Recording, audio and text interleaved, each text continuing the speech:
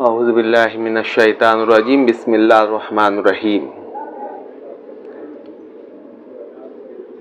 با ادب با نصیب، خانقاہوں میں یہ جملہ بہت عام ہے، اور حقیقت یہ ہے کہ یہ جملہ جو ہے بہت چھوٹا سا ہے، لیکن بہت اہمیت کا حامل ہے۔ کہا جائے تو اس کے بغیر جو ہے کوئی آدمی واقعی ترقی کی منازل طے نہیں کر سکتا۔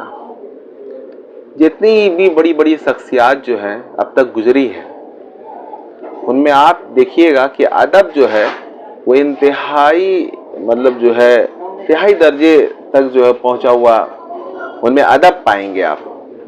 اور جتنے گمراہ اور ضلالت و گمراہی سے پر جو فرقوں کے جو بانیان ہیں اور ضلالت پھیلانے والے لوگ، گمراہی پھیلانے والے لوگ، چاہے وہ علم کا کتنا ہی بڑا دعویٰ کیوں نہ کرے، ان میں آپ دیکھیے گا کہ کامن ایک بات ہوگی کہ بڑے بے ادب ہوں گے، بڑے گستاخ ہوں گے۔ تو ایسا کیوں ہے؟ اصل بات وہی ہے کہ جب اللہ تعالیٰ کسی کو گمراہ کرنا چاہتا ہے، کسی کو ہدایت کے راستے سے ہٹانا چاہتا ہے، تو اس کے اندر جو ہے بے ادبی کا مادہ پیدا کر دیتا ہے، وہ بے ادب ہو جاتے ہیں۔ اور ہر ایک کی شان میں جو موجود ہے اس کو تو تحقیر اور حقارت سے دیکھتے ہی ہیں۔ جو گزر گئے جو لوگ ہیں، جو بہت بڑی بڑی شخصیات گزری ہیں علمی میدان میں، تزکیہ کے میدان میں، ہے نا، ان کی شان میں بے دھڑک جو ہے ایسے لوگ وہ الفاظ بے ادبی کی بولتے ہیں، تو ظاہر ہے پھر ان کا کیا بنے گا؟ وہی بنے گا جو بے ادبوں کا۔ ابلیس سے کیا خطا ہوئی تھی؟ یہی خطا ہوئی تھی کہ وہ بڑا بے ادب تھا، اس کو جو ہے بارگاہ الہی وہاں تک رسائی تھی، چوتھے آسمان تک، فرشتوں کا وہ معلم اس کو بنایا گیا، لیکن وہ ادب نہیں سیکھ سکا کہ ادب کیا چیز ہے۔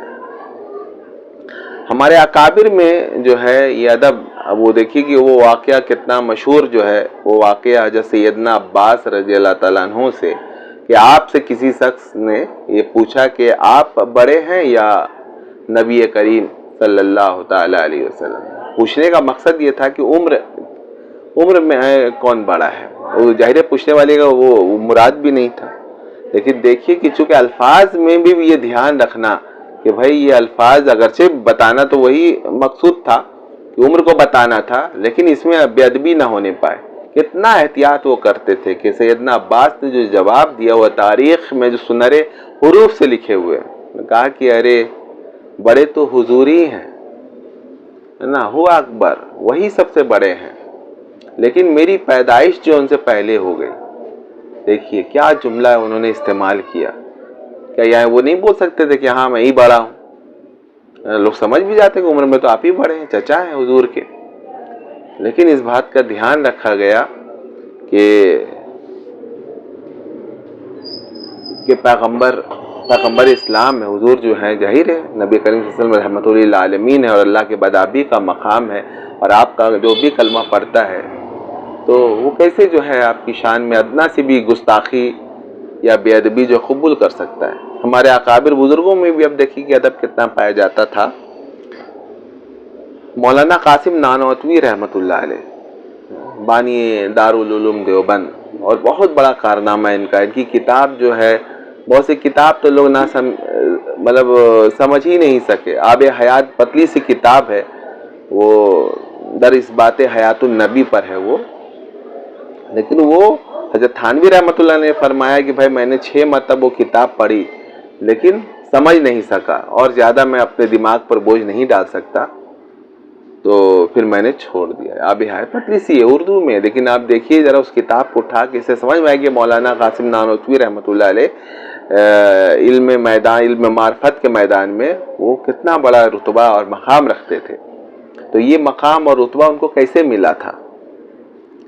تو آپ جانتے ہیں کہ حضرت حاجی امداد اللہ مہاجر مکی رحمۃ اللہ عنہ ان کے پیر و مرشد ہیں، لیکن ظاہر علم میں جو ہے یہ حضرات آگے تھے، مولانا قاسم نانوتوی رحمۃ اللہ علیہ، مولانا رشید احمد گنگوئی، یہ حضرات علم میں بہت تفوق رکھتے تھے، برتری رکھتے تھے، لیکن کتاب جو ہے حاجی صاحب نے وہ لکھوائی تھی یا لکھی تھی، تو اس کو تصحیح کے لیے جو ہے مولانا قاسم نانوتوی کے پاس انہوں نے بھیجی وہ کتاب.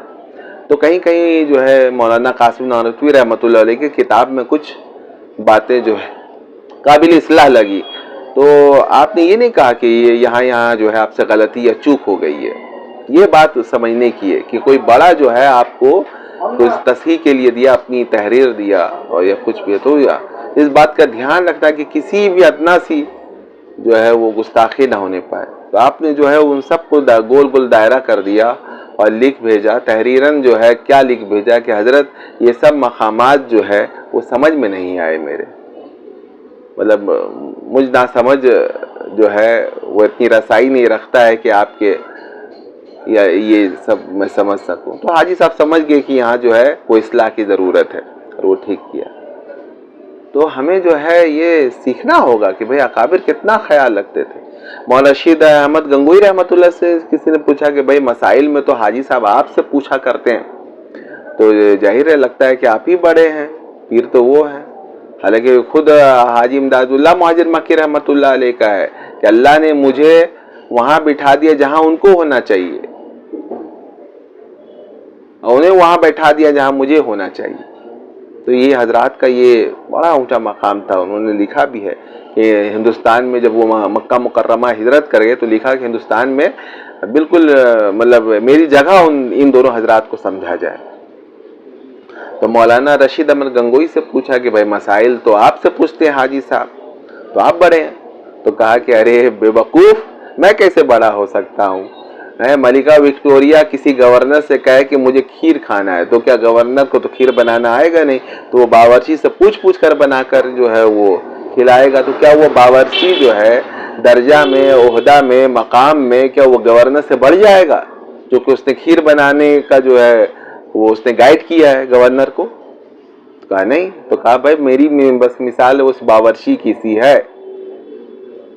اب سوچئے کہ کیا مطلب جو ہے وہ مطلب جو مقام دیا کہ گورنر تو گورنر ہوتا ہے. چھوٹی سی بات کے لیے جو ہے اگر وہ ظاہر ہے چھوٹی چھوٹی باتوں میں کون الجھتا ہے، تو اس کی اگر باورچی سے مدد لے لی گئی تو اس میں باورچی کون سا کمال کر دیا یا بڑا ہو گیا. کہ کیا دیکھیے کہ ان حضرات کے جو ہیں الفاظ ادب کے تھے اور کیسے اندر. تو اصل چیز جو ہے نا کہ محبت ہونی چاہیے.